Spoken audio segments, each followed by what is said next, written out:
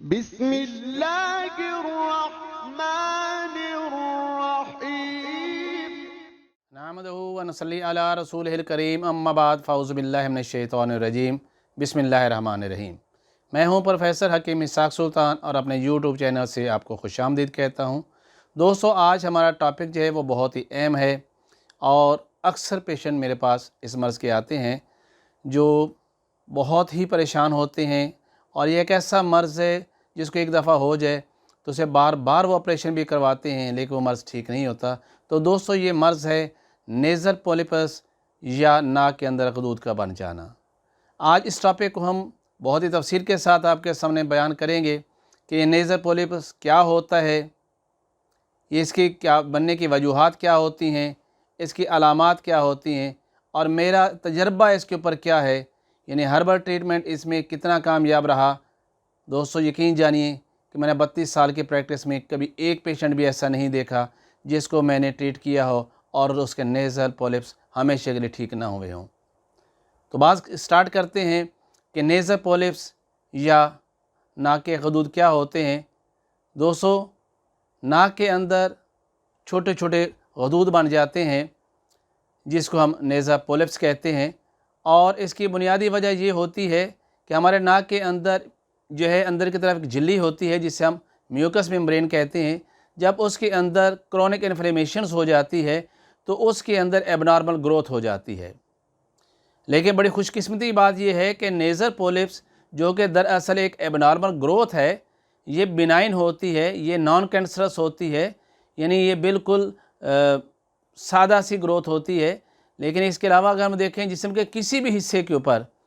جب بھی کوئی ایب نارمل گروتھ ہوتی ہے تو ہم زیادہ سے زیادہ وہ کینسرس ہوتی ہیں، یعنی وہ خبیث قسم کی رسولیاں بن جاتی ہیں۔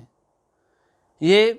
عمر کے کسی حصے میں بھی ہو سکتی ہے، یہ مردوں کو ہو سکتی ہے، خواتین کو ہو سکتی ہے، بچوں کو ہو سکتی ہے، لیکن چونکہ بچوں کا مدافعاتی نظام بہت ہی کمزور ہوتا ہے اس لیے یہ مرض زیادہ تر بچوں میں ہی پایا جاتا ہے۔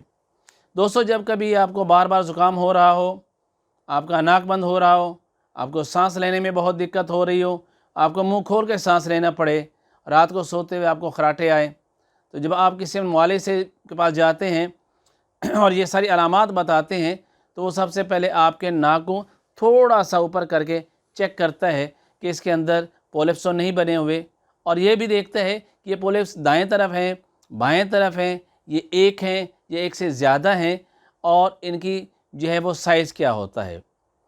تو دوستو، یہ اصل میں کسی بھی کرونک انفلیمیشنز کی وجہ سے وہ لوگ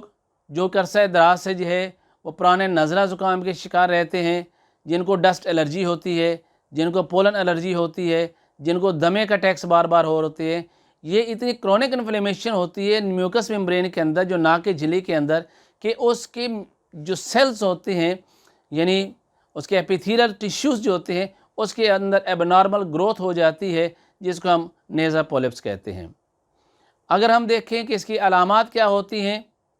تو اس کی جو بہت ہی اہم اور پیچیدہ چیدہ جو علامات ہیں میں آپ کے سامنے بیان کرتا ہوں۔ چونکہ یہ ہمارا ناک جو ہے ہمارے سانس لینے کا یہ ایک ٹریک ہے، جب اس کے اندر پولیپس بن جائیں گے تو سانس نہیں صحیح طریقے سے آ سکے گا، بلکہ منہ سے سانس لینا پڑے گا۔ دن کے اندر تو کسی حد تک جو ہے وہ تھوڑا سا راستہ مل جاتا ہے سانس لینے کے لیے، لیکن جب رات کو مریض سوتا ہے تو وہ منہ کھول کے سانس لیتا ہے، کیونکہ رات کو جب وہ سوتا ہے تو پولیپس اس کے بالکل بیک پہ چلے جاتے ہیں اور نوسٹرس کو مکمل طور پہ بلاک کر دیتے ہیں۔ دوسرا ایسے مریض جب رات کو سوتا ہے، چاہے وہ بچے ہی کیوں نہ ہو، تو وہ خراٹے لینا شروع کر دیتا ہے۔ اس کے علاوہ چونکہ آکسیجن کی بہت زیادہ کمی ہو جاتی ہے، ناک سے سانس نہیں آ رہا، تو ایسے مریض تھوڑا سا بھی چلتا ہے تو اس کو سانس پھولنا شروع ہو جاتا ہے۔ ایسے مریض کو اکثر جو ہے نزلہ زکام کی شکایت رہتی ہے، اور آئے دن جو ہے وہ معالجین کے پاس جاتا ہے، یہ مجھے فریکوینٹلی جو ہے وہ نزلہ زکام ہو رہا ہے، لیکن اس کی خاص ایک سمٹم جو ہے جسے ہم کیرا کہتے ہیں، وہ بھی نیزل پولیپس کی وجہ سے ہوتا ہے، کیونکہ ہمارے میوکس ممبرین سے جو رطوبت خارج ہوتی ہے وہ ہمارے ناک کے راستے باہر خارج ہوتی ہے جب کبھی انفلیمیشن نیزل جو ہے ممبرین کے اندر ہوتی ہے، لیکن جب نیزل پولیپس بن جاتے ہیں تو پھر یہ رطوبت ناک کے راستے باہر خارج نہیں ہوتی بلکہ وہ پیچھے گرنا شروع ہو جاتی ہے، جسے ہم کیسے پوسٹ نیزل ڈرپنگ یا جسے ہم کیرا کہتے ہیں۔ یہ وہ سیدھا سیدھا علامات ہیں، لیکن اگر خدا نخواستہ یہ پولپس بہت زیادہ بڑھ جاتے ہیں اور ناک کی بیک سائڈ پہ ہوتے ہیں تو آنکھ بالکل اس کے قریب ہوتی ہے، تو یہ اس باؤنڈری کو رپچر کر کے آنکھ کے اندر چلے جاتے ہیں، جس کی وجہ سے آنکھ جو ہے وہ ایک سائڈ پہ چلی جاتی ہے اور بعض کا بینائی بھی ضائع ہو سکتی ہے۔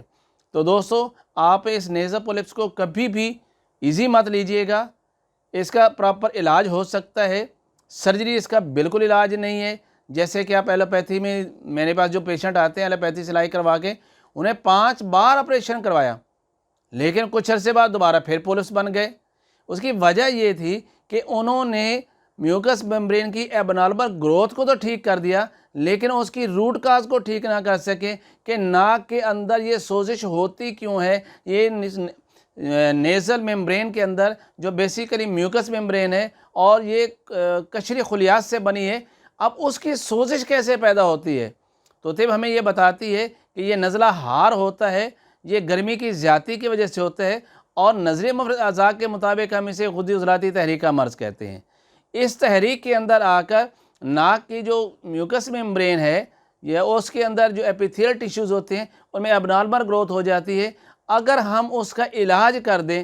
یعنی ہم اصل اس مرض کا علاج کر دیں جس کی وجہ سے جو ہے میوکس میمبرین کی جو ناک ہے اس کی سوزش جو ہے وہ ٹھیک ہو جائے، تو یہ مرض مستقل طور پہ ٹھیک ہوتا ہے۔ دوستو، میں آپ کے سامنے آج وہ ایک اپنا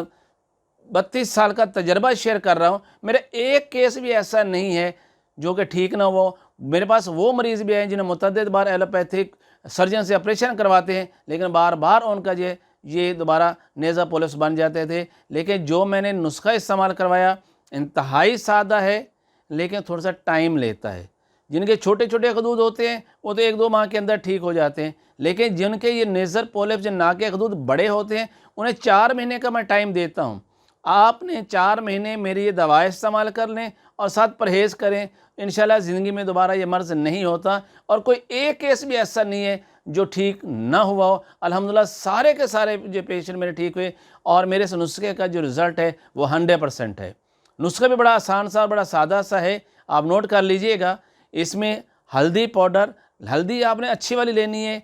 یعنی جو پنساری سے ملے گی ہلدی، وہ ثابت ہلدی لے کے اس کو خود پاؤڈر کرنا ہے آپ نے، وہ 200 گرام، اور 200 گرام آپ نے برگ مدار خشک لینا ہے، یعنی آک کے پتے جو خشک ہو گئے ہوں ان کا وزن کیجئے، وہ بھی 200 گرام ہو اور اس کا فائن پاؤڈر کر لیجئے گا۔ سہاگا سفید،